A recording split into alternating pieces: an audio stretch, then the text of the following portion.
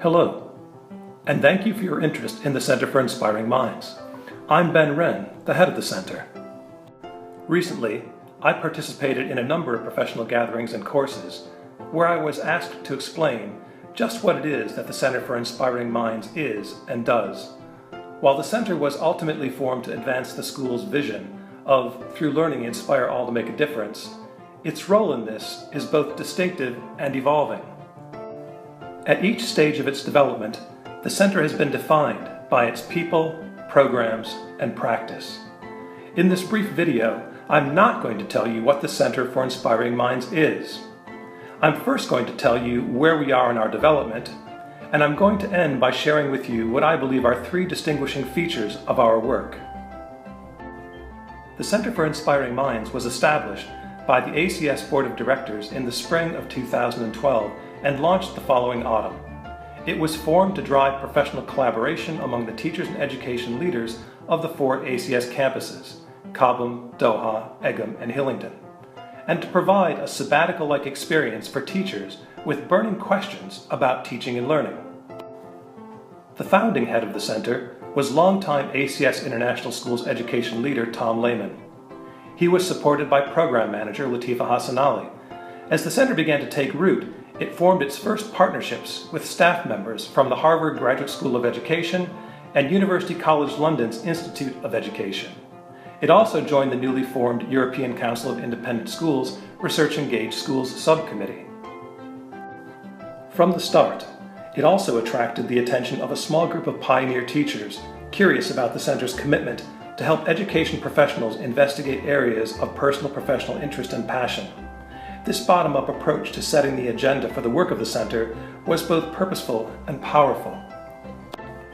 While many other independent and public schools around the world were also developing school-based research centers, their research agendas were being set by senior leaders, governing bodies, or universities directing large-scale studies. The center staff quickly realized that the proposed sabbatical approach was not practical in an education setting where student courses were year-long. It also recognized that taking a break from the classroom isolated teacher researchers from their most valuable research resource, the interactions between their teaching and their students' learning. It was in the opening years of the center that practitioner-led action research emerged as the research method of choice. Action research in schools has a rich history of practice in the United States, the UK, and in many other parts of the world, and there are a range of professional journals dedicated to educational action research. Among the first groups of teachers to take up the challenge of conducting research on their own practice were Jake Rosh and Brianna Gray. Their work on student dialogue routines has been published and has inspired teachers in our own ACS International Schools and in schools around the world to have a go at their evidence-informed and innovative methods for enhancing the quality and quantity of student-to-student dialogue. By its third year of operation, the Center for Inspiring Minds had expanded the number of teachers involved in CIM activities. It had also begun to offer key professional development opportunities, including courses in action research methods and workshops on professional collaboration techniques. It had expanded its partnerships to include faculty members from the Cambridge University School of Education, and additional faculty members from the Harvard Graduate School of Education, and several independent programs operating within the University College London's Institute of Education. In its fourth year of operation, the center expanded its role as a collaborator with the newly formed ACS Education Programs team. With a history of providing resources and support for structured, self-directed professional growth, the center is working with staff members leading the development of the ACS Performance Effectiveness System and expanding the opportunities available to staff members during their professional growth period. With growing experience in collecting and analyzing data about program effectiveness and non-cognitive learner outcomes, the center is working with staff members leading the Strategic Data Project, improving the ways we use data to inform all aspects of teaching, learning, and school development. And the center's collaboration with the heads of school committee has been instrumental in the innovative use of research evidence and methods to inform our organization-wide efforts to articulate a shared philosophy and develop a set of expected school-wide learning results. As we look ahead to our 5th year, we're pleased to be supporting another exceptional team of teacher researchers who will be investigating topics that have the potential to reshape the ways we teach and work together and the outcomes of the rich learning experiences we provide for all our students. We will be offering an expanded range of courses, workshops, and after-school sessions aimed at building education professionals' skills as researchers and collaborators. We will be looking at ways to expand the involvement of ACS students in our research work. While student involvement has been limited, we recognize that students are an invaluable resource in our efforts to find effective ways to improve teaching and learning.